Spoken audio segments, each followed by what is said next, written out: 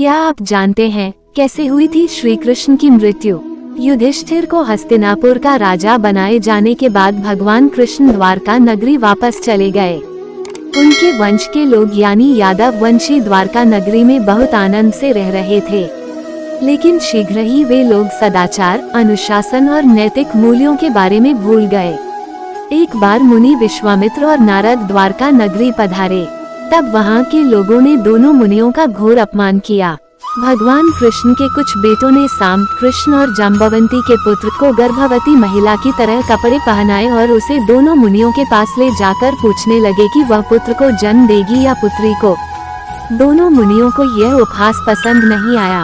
उन्होंने गुस्से में आकर शाप दे दिया, तुम लोहे के एक मूसल को जन्म दोगी जो यदुवंश के नाश का कारण होगा। तत्पश्चात अगले ही दिन साम ने लोहे के एक मूसल को जन्म दिया।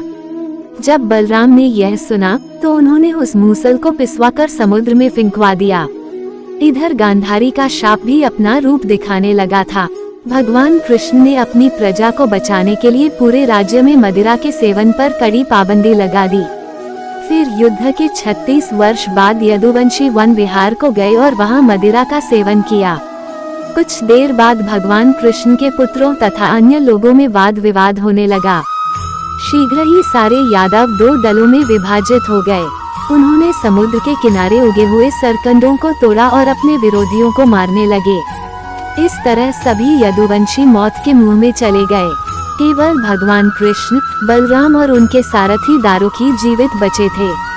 वे सरकंडे लोहे के उसी चूर्ण से उगे थे जिन्हें समुद्र में फेंका गया था। बलराम ने योग बल से अपने प्राण त्याग दिए। वे सफेद रंग के एक विशाल सांप में बदल गए और समुद्र में चले गए। वे भगवान विष्णु के सेवक शेषनाग के अवतार थे। बलराम आजीवन भगवान कृष्ण के बड़े भाई के रूप में धरती पर रहे, लेकिन वास्तव में वे अपने प्रभु की सेवा करने वाले शेषनाग थे।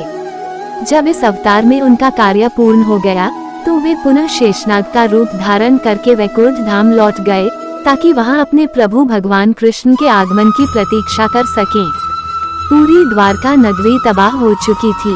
सभी लोग मारे जा चुके थे। अब वहां बच्चों और स्त्रियों के सिवा कोई पुरुष नहीं बचा था। भगवान कृष्ण बहुत उदास थे। वे ध्यान करने के लिए एक पेड़ के नीचे जा बैठे। जब एक शिकारी ने उन्हें वहां देखा तो उनके पीले कपड़ों के कारण वो उन्हें हिरन समझ बैठा। उसने लोहे का एक तीर चलाया जो प्रभु के पैर में जा लगा। अंततः भगवान कृष्ण भी स्वर्ग सिधार गए। कुछ समय बाद अर्जुन द्वारका नगरी आए, क्योंकि भगवान कृष्ण चाहते थे कि वे द्वारका की स्त्रियों और बच्चों की रक्षा करें। अर्जुन सबको अपने साथ लेकर हस्तिनापुर की ओर चल पड़े। जब वे वहां से चले गए तो द्वारका नगरी समुद्र में डूब गई। अभी वे लोग कुछ ही दूर गए थे कि अचानक जोर जोर से आवाजें आने लगी। अर्जुन ने सबसे कहा कि वे सावधान हो जाएं। वे ज्यों ही देखने के लिए आगे बढ़े, रास्ते में कुछ लुटेरों ने अर्जुन के दल पर हमला कर दिया। अर्जुन अकेले ही बड़ी वीरता से लड़ते रहे। लुटेरों ने चारों ओर आतंक मचा दिया। वे अपने साथ सारी संपदा और स्त्रियों को ले गए। अर्जुन की वीरता भी कोई काम नहीं आई। अर्जुन युधिष्ठिर के पास गए और उन्हें सब कुछ बताया। सारी बात सुनकर युधिष्ठिर को बड़ा दुख हुआ। वे मन ही मन में टूट गए। जब भगवान कृष्ण चल बसे तो पांडव भी इस संसार से उब गए। उनका मन भगवान कृष्ण के बगैर नहीं लगता था। अतः उन्होंने अर्जुन के पोते यानी अभिमन्यु के पुत्र परीक्षित को राजकाज सौंपा और तीर्थयात्रा पर चल दिए। जब भगवान कृष्ण परलोक सिधारे तो इस धरती पर कलियुग का आरंभ हुआ। To read more such stories, download link.